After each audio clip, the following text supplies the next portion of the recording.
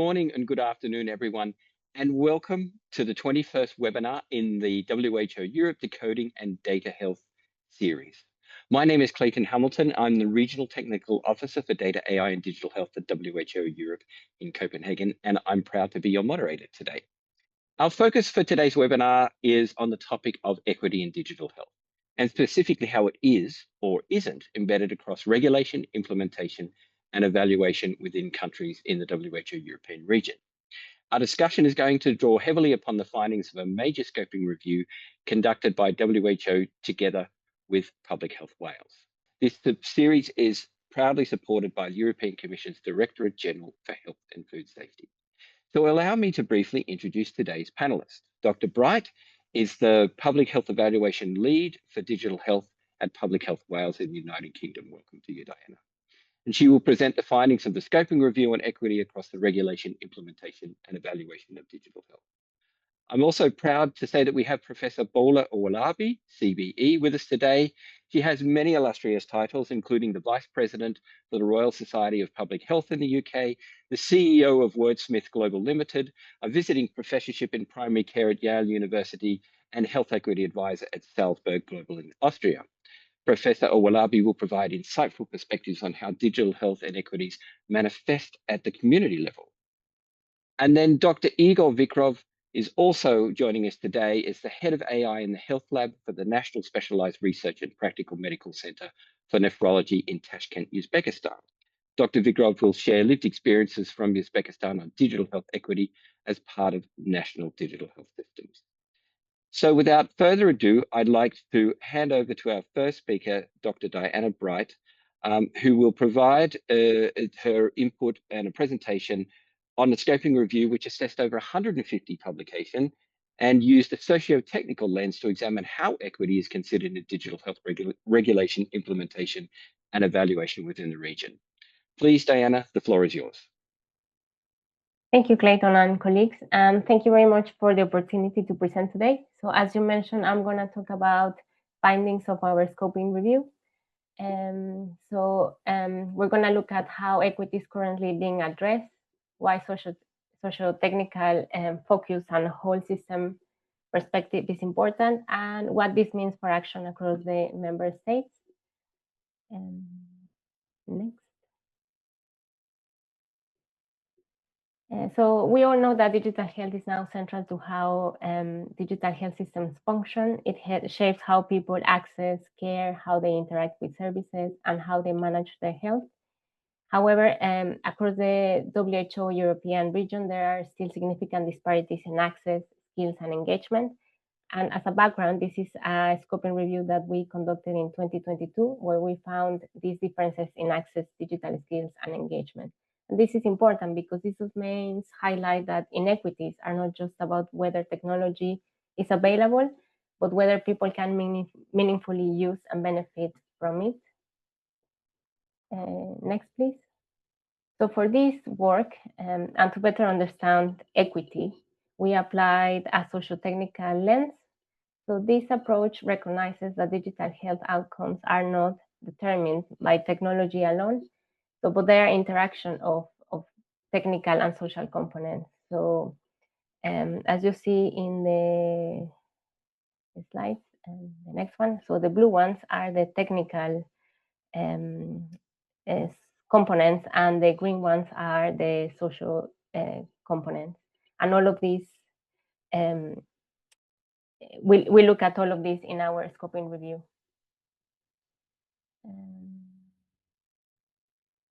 So the key insight in here is that equity does not sit in one part of the system. It emerges from how all these components work together, and this is why the whole system perspective is essential. So as Clayton mentioned already, this was a very comprehensive scoping review.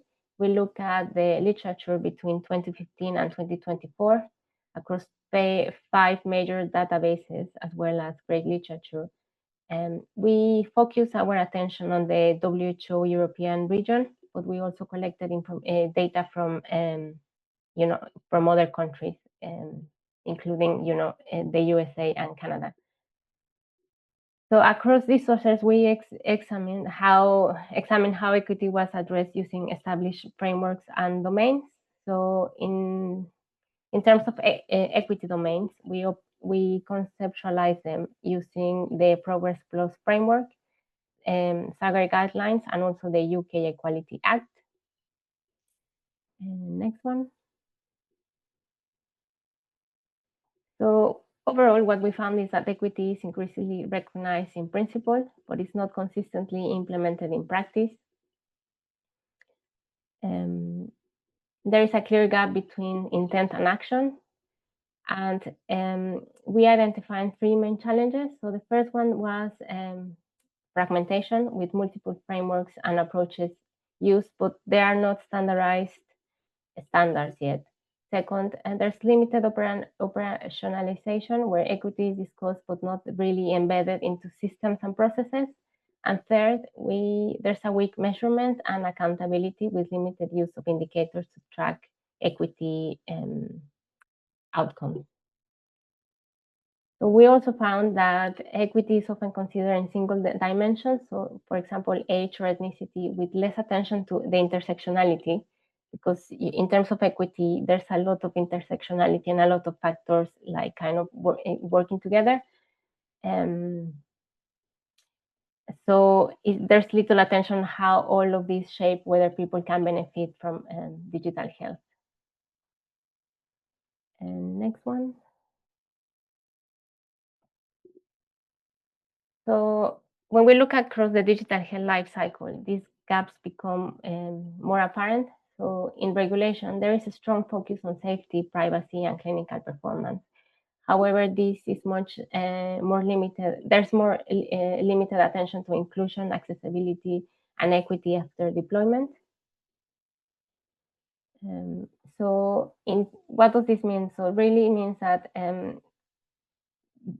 digital health kind of defaults to an average user rather than reflecting real population and diversity.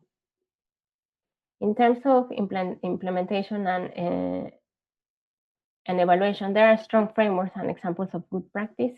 So, for example, there's a lot of recommendations in terms of participatory and user-centered approaches. However, these are applied inconsistently, and there are no clear minimum of standards for equity implementation at scale.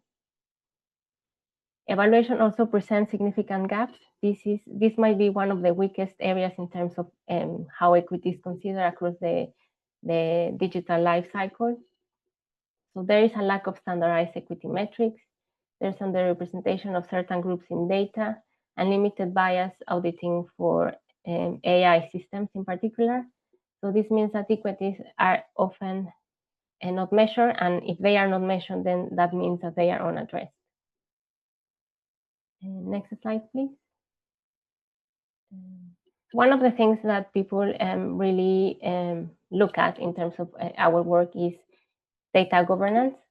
So this is very central to achieving equity because it shapes how who is visible in the data, how systems perform for different groups, and whether people trust digital health technologies or not. And trust is quite important. We found that while there are strong frameworks for privacy and security, for example, the GDPR, and there's emerging AI regulation, there is much weaker attention to equity in data governance.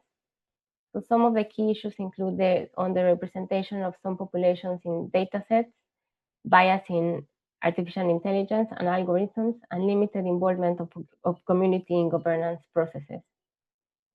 So if certain populations are not represented in data, they are effectively invisible within the system, and this has a direct implications for how technologies perform and who benefits from them. In our review, we also highlight what more equitable data governance looks like. So this includes participatory approaches that involve communities in decision making, recognition of both individual and collective data rights, the use of disaggregated and representative data, greater transparency and accountability as well. That's a big one, and continuous monitoring and bias auditing across the life cycle. And this is particularly important for AI-driven technologies. So the message here is data governance is not just about protection, it also is about inclusion, trust, and fairness. Next one, please. Another central theme is that we found in our review is what we call equity by design. So equity by design refers to embedding equity from the outset. So that means from the very beginning, we need to start thinking about equity and how that looks like across the entire digital health life cycle. So from the design to the implementation and evaluation, rather than treating it as something that can be addressed later, like an add-on or an afterthought. And again, while this concept is increasingly appearing in the literature, we found that there is not consistent or standardized way to implement it in practice. So there's not like a lot of examples there that people can look and see how this has been implemented in other settings.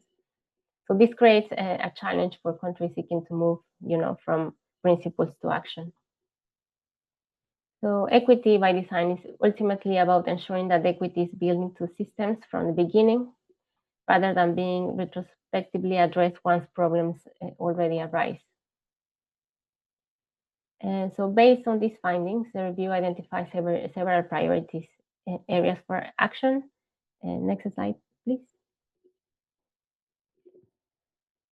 So first, there is a need to define and align. So this means developing a shared understanding of what equitable digital health looks like. So that includes agreeing on common domains and indicators. As well, we found that sometimes terminology is not used consistently.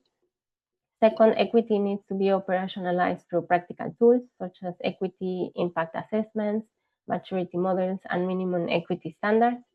And this has been supported by strong governance. Third, investment is really important and is needed in systems, including infrastructure, digital skills, and incentives for equitable innovation. Another one is essential to support co-design and participatory approaches. And so that means involving communities in the decision-making processes. Knowledge sharing across countries as well and systems is very important. This will help ensure that digital health solutions are shaped by the needs and experience of the populations they are intended to serve, and that lessons can be shared more widely. Fifth, there is a need to build capacity and partnerships, bringing together technical experts, clinicians, social scientists, and communities. So collaboration is very important. It cannot be done in silos. There's need to be a diversity of people working on this, and not only in terms of profession, but also diversity in terms of personal characteristics from the people who are working in the field. And there is an important role for regional coordination, including the development of harmonized equity-focused frameworks to reduce fragmentations and support consistent approaches across member states. This is where we will continue working with WHO Europe to develop a self-assessment toolkit to help embed equity across the digital health system. So this is our next work with them. Next one, please. So just to conclude, inequity in digital health is cumulative. Challenges across one component. For example, challenges across infrastructure, access, data, and design interact and reinforce each other. So it can widen the digital health equity gap. So that's why we require a whole system approach that considers both technical and social components, and as well as strong governance, particularly around data. So so you can find the link to our work here. So the one thing that I want to leave here is that to achieve equity, it has to be intentional. You have to do it from the beginning. It's an effort, it's a collaborative effort, and it has to be intentional, definitely. We need to think about equity from the very beginning. It's not an afterthought. So just to finish, next slide, please. If you want to follow more of what we are doing, Public Health Wales has now been designated as a WHO collaborating center. So if you want more information, please contact me or Professor Alicia Davis, and we are very happy to follow up. Thank you very much. Thank you very much, Diana, for a wonderful presentation. And I think the findings really set the scene on the future of equity in digital health. I particularly thought the tension between the equity by design being increasingly referenced, yet some ambiguity around its actual definition is something that that we together need to work on in the future with, I'm sure, many other partners, and something we can also return to in later discussion today. I'm also now delighted to introduce our next speaker, Professor Bola Owolabi. Professor Owolabi will bring perspectives on how digital inequities are experienced at the community level and, critically, what can be done about them. Professor Owolabi, the floor is yours. Thank you so much, Clayton. Thank you, Diana, for an excellent presentation. And can I just say a huge thank you for the opportunity to contribute to the digital health scoping review, which forms the backbone of this conversation. Clayton has already very kindly given you my various portfolios. And I just want to start by saying most of what I'm going to be talking about today is work that we did when I was National Director at the National Health Service at NHS England for health inequalities. So that's the backbone to a lot of what I'm going to be saying. So thank you. If I could go on to the next slide, please. And just to give you a sense of the scale of the challenge. So my next slide talks about the case for action. So during the global COVID-19 pandemic, you'll all remember that healthcare pivoted to a digital way of reaching people and providing healthcare. We had to because we were operating within the context of a global pandemic. And what that led to is that around 10 million more people were using NHS websites in 2021 compared to the levels of usage prior to the pandemic. It was also striking that something called the NHS app, which is the digital front door to the National Health Service, the registration level went from 2 million in 2021 to 30 million in 2023. And that's risen even more significantly over the last 3 years. So it means that people's ability to access the National Health Service on a digital basis has rapidly increased. However, the benefit of digital is not necessarily accessible to everyone. So for example, only 7% of households, there are approximately 7% of households in the UK that don't have home internet. We have about 1 million people who cancelled their access to broadband because of the rising costs. We know that about 10 million adults also lack foundations in basic digital skills. And 30% of people who are offline feel that the National Health Service is one of the hardest organizations for them to interact with. And so this is the scale of the challenge. On the one hand, we have a huge rise in the use of digital to provide care. But on the other hand, people's access to digital is not necessarily equitable. And we then identified the groups that are at the greatest risk of digital exclusion as we did the work in building this framework. So we built a framework for digital inclusion. And as we did that work, it surfaced the people and the communities that are at the greatest risk of being left behind. We found that it's generally speaking older people, especially those aged over 75. This is not universally true, but it's more likely to be people in this category. Also, people who are disabled or who face other life impacting conditions, people who are socioeconomically disadvantaged, so from the lower bands of the index of multiple deprivation, people who, in areas where actually nationally access to broadband or mobile coverage is less adequate. So for example, people in rural areas or indeed coastal communities. We also found that some extremely socially excluded groups, for example, people experiencing homelessness, asylum seekers, people who are in contact with the justice system are also another group of the population that do tend to be digitally excluded. And finally, people for whom English is not their first language and therefore they're less fluent in understanding the language, do tend to also be at a greater risk of exclusion. So what did we do? If I go on to my next slide, on this slide, I just wanted to set out that we set out 5 strategic priorities for the NHS in addressing health inequalities. And we were intentional that as we came out of the pandemic, one of those 5 strategic priorities is to mitigate against digital exclusion. And what this meant is that it wasn't just the task of one organization, it became the requirement of the whole of the National Health Service to ensure that we orientate ourselves to mitigate against digital exclusion. And so that led to us building this digital inclusion framework. And we did so because we recognize that digital inclusion is by definition a whole of society issue. It requires collaboration at different levels and across different sectors.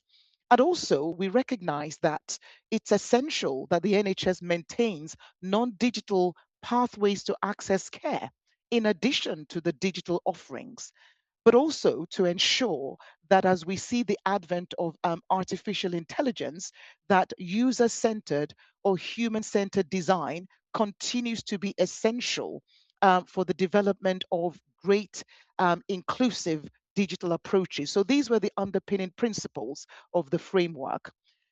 But picking up Diana's point that how do you move from a framework to action, we set out 5 domains for action. The first one is to recognize that there is a poverty of access, even to digital devices and data. So one framework for action, one domain for action is access to devices and to data. The second is to ensure that there is accessibility and ease of the use of the technology. Thirdly, to ensure that people and communities have the basic skills and capabilities to be able to use these technologies, and that we pay close attention to the issue of belief and trust. Because, of course, if people don't trust the systems, even if we do everything to make them accessible, there is still the risk of people being digitally excluded. And finally, the imperative of leadership and partnership across sectors and driving collaboration. So how did that look in practice? And this is where 100% digital Leeds comes into it. So Leeds is one of the biggest cities in England. And they did a phenomenal work, which is to translate this framework by scaling the opportunities for people to have less digital exclusion in Leeds. So in Leeds, about 178,000 people live in poverty. Just under 15,000 of people in working age are unemployed. Nearly 90,000 are aged 70 or over. About 136,000 live with a disability, and 46% of people living in deprived areas also live with multiple long-term conditions. And so this is the context of Leeds. And so what did they do? 100% digital Leeds ambition was to ensure that everyone in Leeds has equal opportunity to digital tools, the technology, and the services in the way that is right for them. And so what they did was to build a coordinated digital inclusion ecosystem across the whole city. They increased the capacity of organizations within the city to deliver digital inclusion in a sustainable way. And they increased the awareness and understanding of digital inclusion and the ability to influence system level change. And the outcomes they sought to achieve was that communities had a greater understanding of digital independence and ability to make informed choices.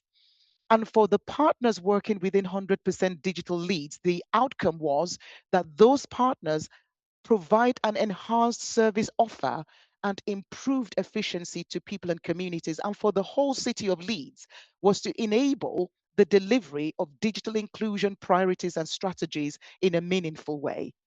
And so they took a community-based approach. So this wasn't a top-down thing. They actually did this heat map. You can see the heat map that showed the particular communities in Leeds that were suffering the greatest digital exclusion. They used the index of multiple deprivation to actually break down the large city into these smaller pockets. We call them the lower super output areas, and they could identify actually where is digital exclusion occurring. And in doing 1 so, minute remaining. thank you. And in doing so, they were able to target their approaches in a way that was meaningful, that was tailored, and that took the community with them. And in so doing, they were able to achieve not only the objectives, but the outcomes that they set out as well. So I'm going to actually end there and just say that this is just a great example. And I'll leave you with a quote from one of the people involved, which said, "This is an activity coordinator. We were able to support one family whose loved one was at the end of their life to stay in touch with daily video calls. They were able to say the Lord's Prayer together, have quality conversations where they could see each other in her last days." This is what 100% digital leads did to make a meaningful contribution, not just systemically, not just organizationally, but in the lives of real people. Thank you so much. Thank you so much, Professor Owolabi. And I believe we were a little bit behind on advancing some of your slides, but the messages were crystal clear. And I think the example of digital leads is both inspiring and uplifting, and one which I think gives hope for digital technologies when inclusion is, as you were pointing out, considered from the inception of the design, something that can really benefit individuals and communities in ways that I find incredibly wonderful to hear about. Thank you once again. Thank you. Now I'd like to introduce Dr. Igor Vikrov, who will share with us some very interesting lived experiences in digital health equity from Uzbekistan, a country which is really on a curve of rapid development and has been actively working to embed equity within its national digital health systems. Igor, I'm going to hand over to you. Please go ahead. Thank you so much, Clayton. Thank you so much, colleagues, and nice to see you all. Thank you, European WHO Office, for the invitation. And I would like to share experience how digitalization shaping equity to the population of Uzbekistan. Due to the fact that digitalization is time request, because currently Uzbekistan is under the reforms. We're trying to introduce public health insurance so far, and we immediately recognize that we need digitalization. Otherwise, health insurance, public health insurance, and health universal coverage principles will not work at all, because digitalization starting from early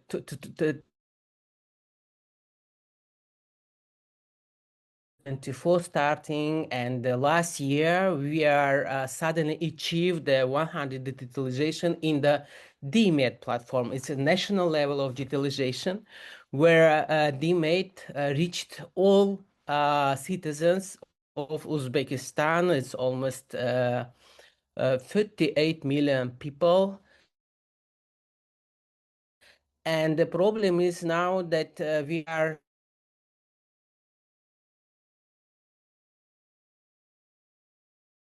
equal to all population, because doctors and nurses are not really ready for this using this national system DMED. It's like electronic health records with different modules, including telemedicine and electronic prescription, health records, etc., according accounting, finance, everything.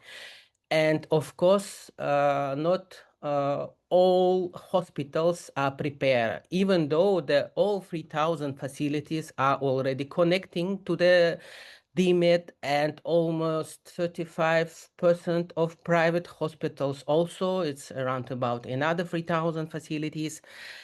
And we still feeling a little bit not readiness from medical society, medical workers to use it properly, because till these years we all have own systems. It was like fragmented system. Cardiology, for example, own system, electronic one, digital one. Nephrology, own system. Outpatients, own system. But anyway, now we have one for all, and it's not really fit. The advantage is that outpatient care is worked very good, but stationary care, hospital level, specialized healthcare is not really good. And what the point is, where we recognize absence of quite good equity, is at the delivery healthcare on the third level, highly specialized health service. For example, it's around about starting from 3 to 10% when people in Uzbekistan can receive such treatment.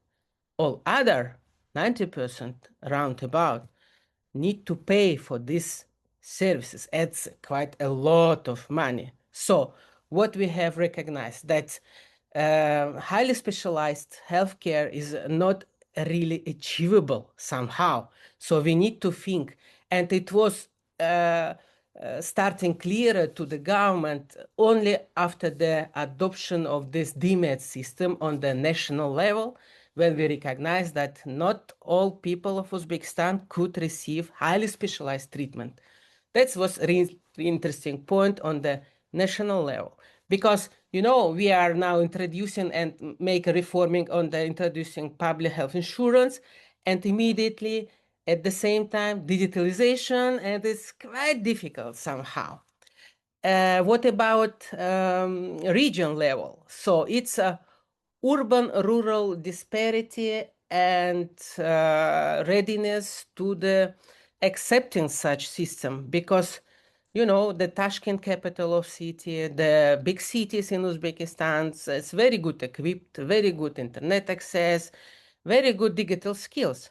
But what about rural areas? It's not so. And of course, the main problem still is the electricity somehow.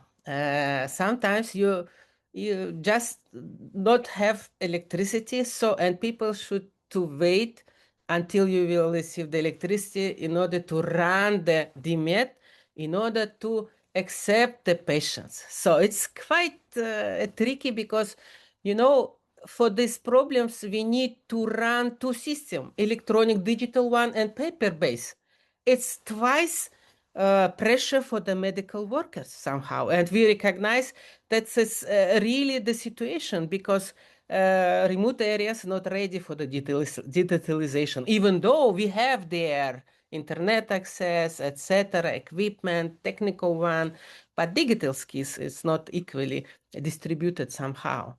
What we have done, we have introduced very good profession. We call this ICT nurse. In Uzbekistan, around about 400,000 nurses. And it's too much for Uzbekistan, actually. And we decided to make a little bit professional upgrade for them and just give them opportunity to become ICT nurses, that they are doing explicitly only with the digital system, I mean DMED. So I don't know how it's good or not, but we have this IT nurse. It's very good, and we will see what will happen next. But it's quite interesting solution, actually. I don't know. The third one on the local level. So the one from the model of DMED is the electronic prescription, I mean medicine and pharmacy prescription.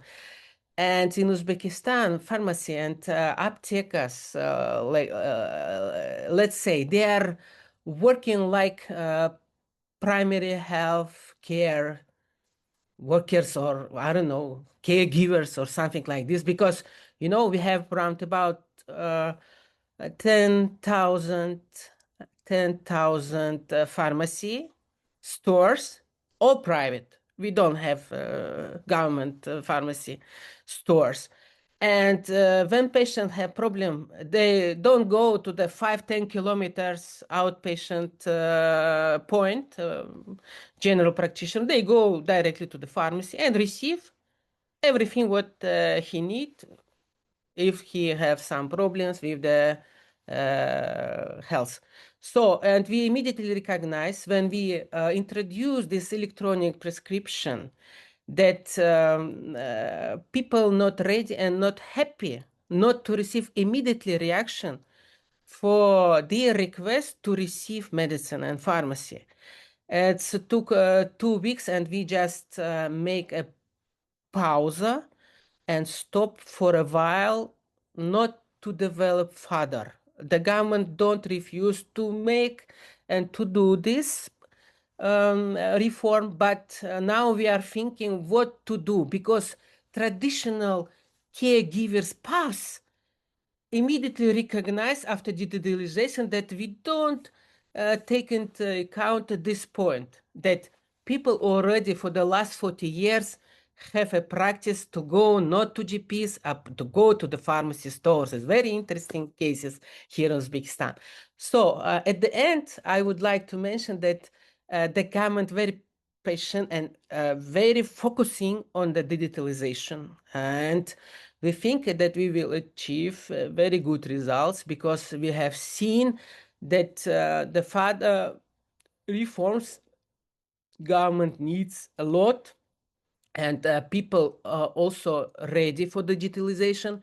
We have very good internet connection and very good digital skills, particularly between the youth. The half of the population of Uzbekistan is youth.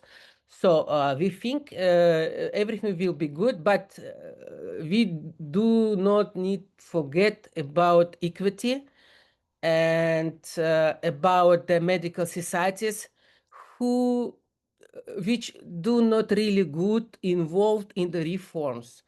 In my opinion, as expert, I am also chairman of the digital chapter of Medical Association of Uzbekistan.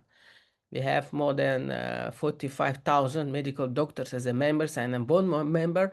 We always give feedback to our government that medical society, doctors and nurses should be involved in the decision how the digitalization are going and happening in Uzbekistan. So, and we see these problems, but also we see the opportunities for the future. Thank you so much. Thank you so much, Igor. And I really found it invaluable to hear from you how digital technologies are being operationalized at a national level, and the consequences for equity that follow. I heard many things. I heard many structural challenges: running parallel systems, urban-rural divide and connectivity, access to DMET, having difficulties there. But I was encouraged by the ICT nurses and the new role which e-prescription is having, if the adoption challenges can be overcome. So really promising for the future. Thank you once again, Igor. We'll now move to our panel discussion, where I'd like for all of our three speakers to remain with us and explore some of the cross-cutting themes that have been discussed or introduced already today. So just two questions I want to propose, but do encourage all three speakers to respond and build upon it. So it's a discussion, not just simply a series of separate answers. So the first question, and Diana, I think probably best to start with you.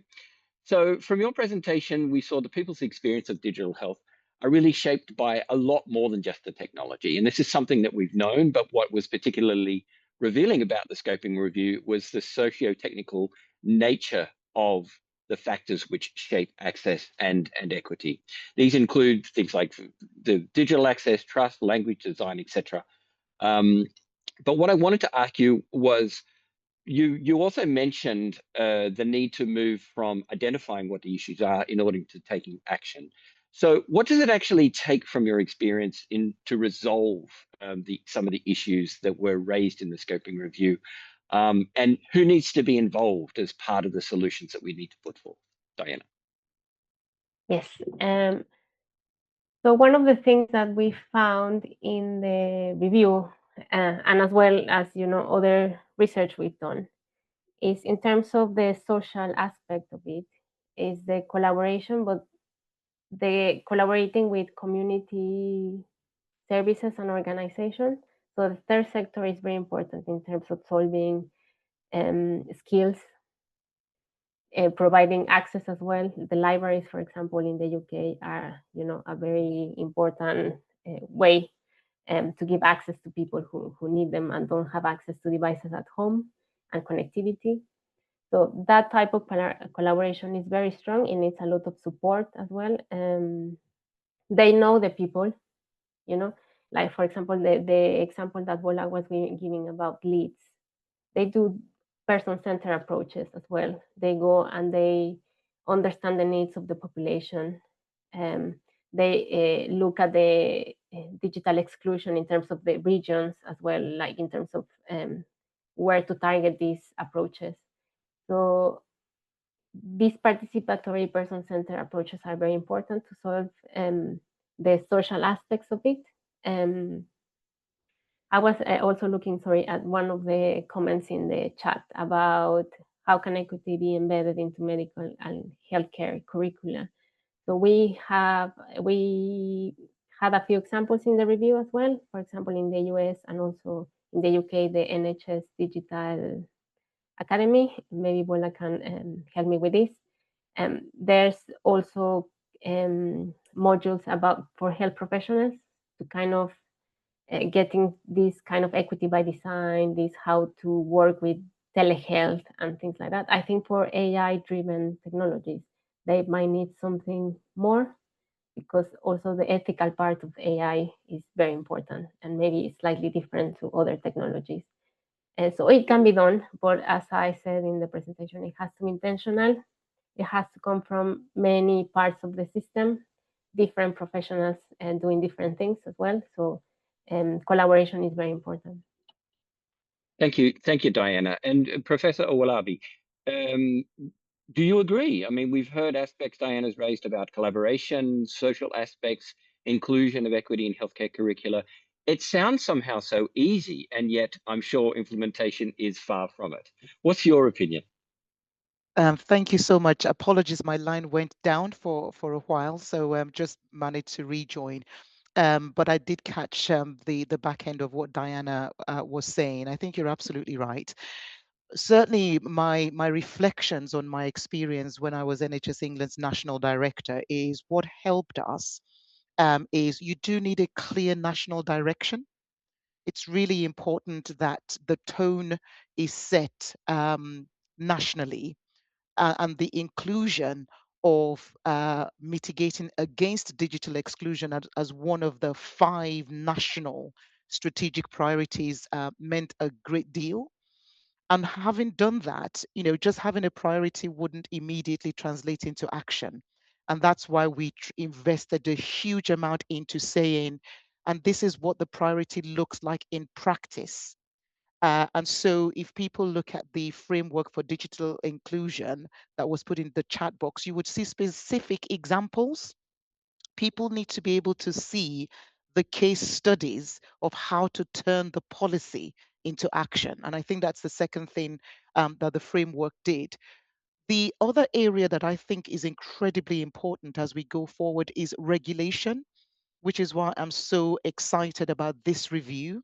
And the role of the regulators. So from a UK point of view, one of my current roles is I'm Chief Inspector at the Care Quality Commission, and this is the independent regulator of health and adult social care in England.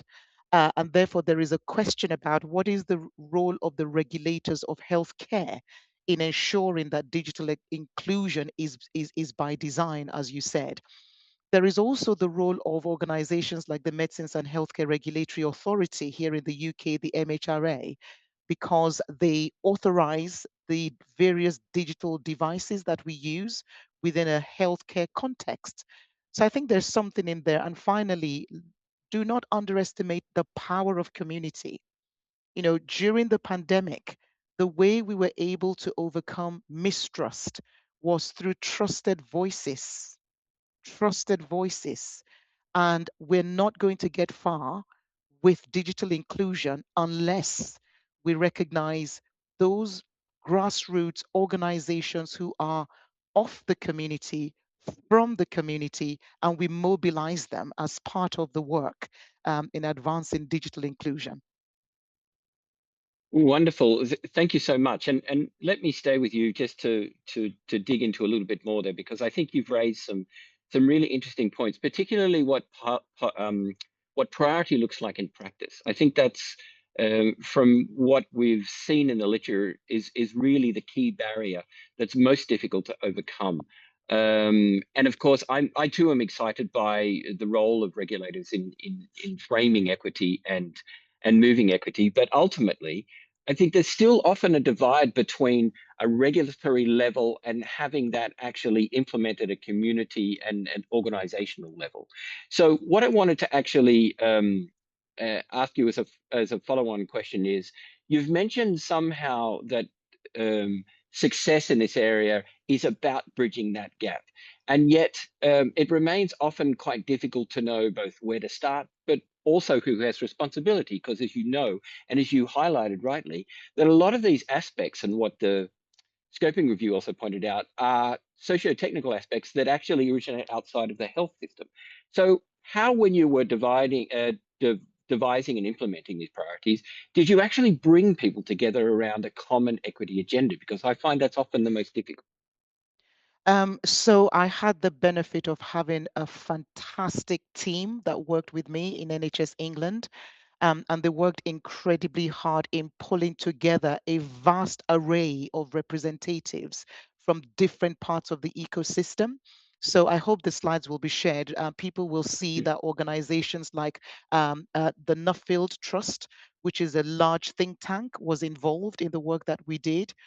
We brought the Good Things Foundation, which is another organization that is hugely involved in the digital inclusion space.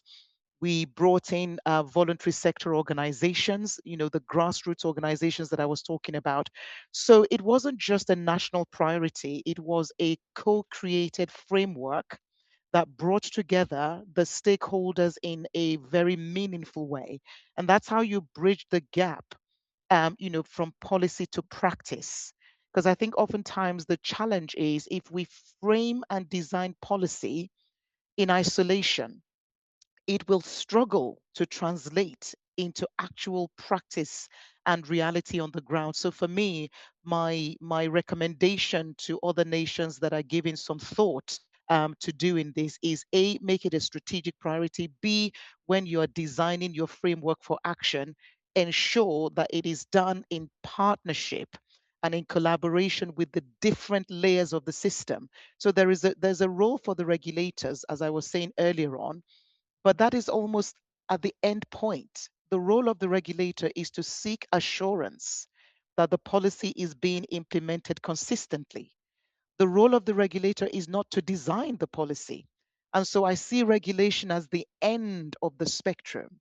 Actually, we should start from the beginning, as Diana said, which is set a priority that says we must be digitally inclusive by design. And if we start with that, and then we enable and empower communities, we align the incentives, the way we commission services, the way we design the provision of services. Stop calling people hard to reach. They are easy to ignore. They are seldom heard and they're underserved. They're not hard to reach. And we reorientate the way we talk about communities, um, and think about your commissioning, think about your provision, think about who is in the room when we have these conversations. If we can address those different layers, then we will see the pivot from policy to practice, from the rhetoric of health equity into the reality of people's lives, and from just analyzing health inequalities into actually taking meaningful action. Those are the three pivots that bridge the gap. Wonderful, just wonderful. Thank you so much. Really some wonderful take-home messages that resonate with all of us, I'm sure. Now, just very quickly turning to you, Igor, you've heard some of the challenges and some of the suggestions, in particular, bringing different entities around a shared agenda for equity that we have established in the beginning. Do you see the same possibility emerging in Uzbekistan in order to bridge that gap between the community experience in difficulty in accessing digital healthcare and the regulation level or the national level? Yeah, it's very interesting. We are, let's say, highly centralized government country, so that's we could introduce very fast any reform, any kind of reforms, and we succeed several of them.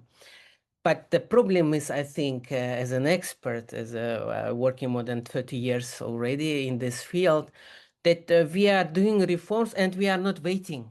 You know, it's a little bit, we need time. We need time. And if we're not waiting, we're making reform and reform and reform and reform. And the end, we don't really understand what is going on. So what is good that the last 5-7 years, the government suddenly started hearing public society and non-government organization, professional societies. So now we have a little bit voices. I mean, as a, for example, professional association, different kinds, pediatrician, public health specialists, etc., etc., and they are starting invite us for the dialogue. That is very good, but they're looking as like as an experts, you know, not like as a stakeholders and equal participants who really working with the population and patients in the society. They are looking more as like think tank, but we are not actually think tanks. I mean, public society, we are not. We are working actually. So at that time, they are inviting us, they listen us, but somehow I don't feel that we are really involved in the decision-making processes. So we see what we have. Different kind health facilities trying to implement digital tools until these tools becoming the hype, and suddenly government keep this one and organize single tool fit to all. So, but we forget about flexibility, adaptability, and difference between regions. The Uzbekistan not united. We have Autonomous Republic of Karakalpakstan, Pakistan, and difference in the different regions. So we are starting involving. We see the positive direction, and we feel that something going very good, but it's not fast enough, in my opinion. So we are involved, but not really enough somehow. Thank you. Thank you very much. Thank you very much. So thank you to our panelists, but we don't let you off just yet. We have a couple of questions from our audience today that I'd like to pose to you. So let me mention the first one. So the question is asked, are we ready? How can equity by design be embedded into medical and healthcare curricula so that future doctors, nurses, and allied health professionals are trained to recognize digital exclusion, algorithmic bias, and unequal access to digital tools before they enter clinical practice? Now, this question is also particularly to my heart because I have a lot of student organizations which have approached me with more or less exactly the same question. Not only do they themselves feel disconnected from the digital technologies they're meant to be using once they graduate from their undergraduate degrees, but also they don't feel that they're appropriately trained in how to recognize digital exclusion and algorithmic bias and what to do about it, even if they did recognize it. So, Diana, let me start with you. Like 30 seconds, what do you believe we can do about this? Well, it needs to be included as part of the curricula for students and medical professions. And there needs to also be maybe other professions, you know, like people who deal with ethics in AI and all of that, you know. So it can be done, but obviously it will require that intentional thing of implementing it in the curriculum. Right.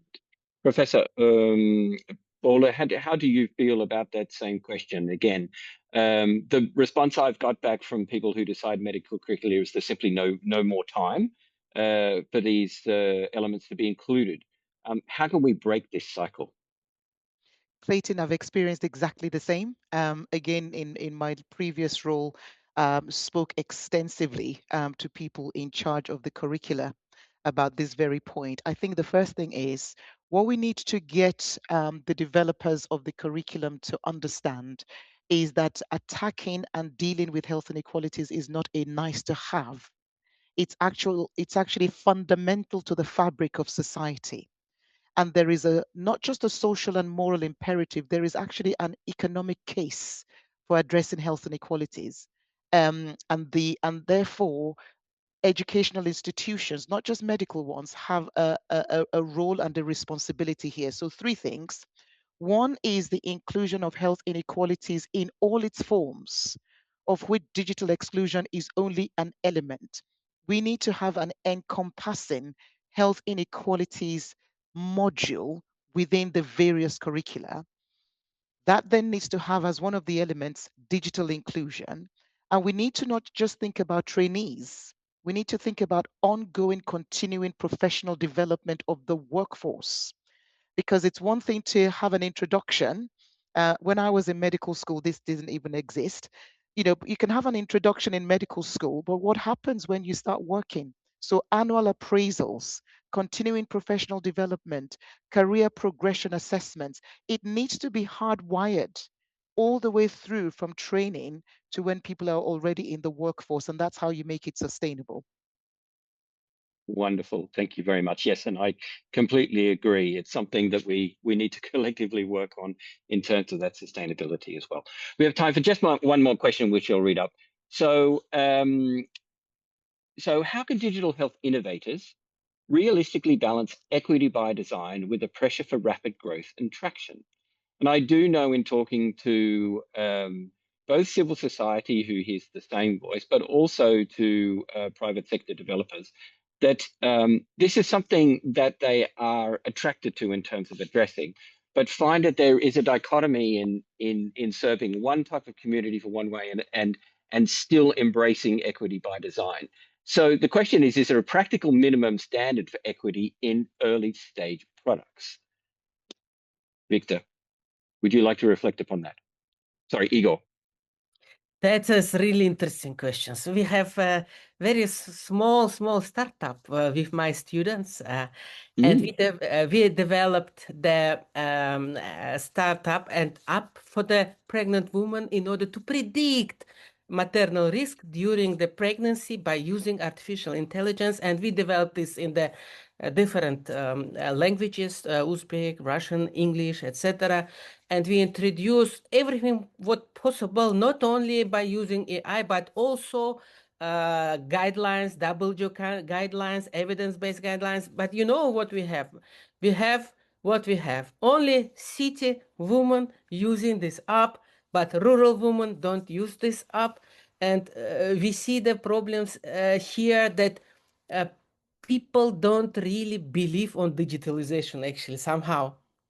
This is the matter of tradition, I don't know. So the government believe in the digitalization, professionals believe in digitalization, but people not believe in digitalization. People want doctors, nurses, with the hands on hands, you know? And it's quite difficult now.